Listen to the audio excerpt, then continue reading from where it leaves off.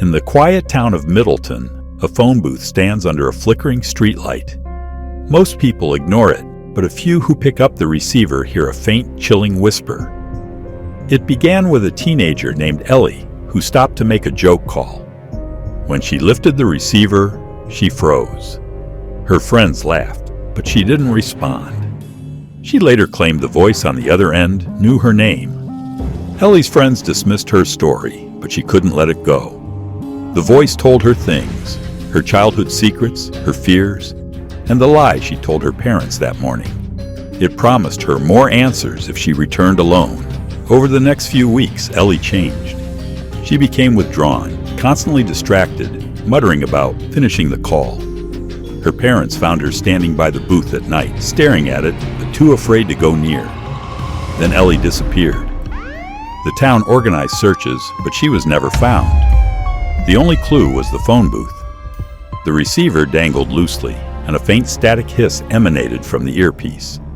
Rumors spread. Some claimed the booth connected to the dead. Others said it was a portal for something darker. A local historian discovered records of unexplained vanishings dating back to when the booth was first installed in the 1940s. A man named Gerald, a retired journalist, decided to investigate. He spent hours observing the booth, convinced it was harmless. But one night, curiosity overtook him. He stepped inside, lifted the receiver, and heard his deceased wife's voice. She pleaded for help, describing a dark place filled with shadows and whispers. Gerald became obsessed. He spent his days researching old maps and records, trying to piece together what the voice was telling him. At night, he'd return to the booth, listening for hours. Soon, Gerald began to deteriorate. He claimed the voice wasn't his wife anymore. It had changed, speaking in a harsh, guttural tone. It warned him not to stop listening, or something terrible would happen.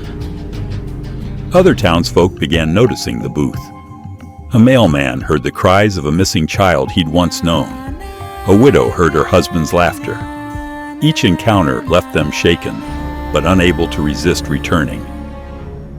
The town's pastor tried to bless the booth, but as he approached, the receiver lifted on its own, and a deep, resonant hum filled the air.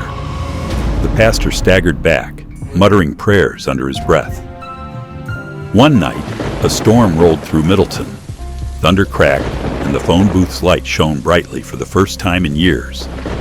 Witnesses claimed to see figures inside, shadowy, shifting forms, but no one dared to approach. The next morning, the booth was empty again, except for a strange marking etched into the glass. A series of interconnected circles that no one could decipher. Then came the dreams. Townsfolk reported vivid nightmares of being trapped in a dark place with walls that whispered and pulsed like breathing skin. Each dream ended with the same phrase: "The call must be answered." People began avoiding the booth, but the whispers followed them. Static-filled voices leaked from their phones, radios, even televisions. It was as if the booth's reach had extended beyond its physical location. One by one, the affected townsfolk vanished. Their homes were left untouched, but their belongings seemed to carry an unnatural chill. Those who remained spoke in hushed tones, fearing they'd be next. The booth still stands today. Its light flickers, and the receiver sways gently, as if waiting for someone to answer.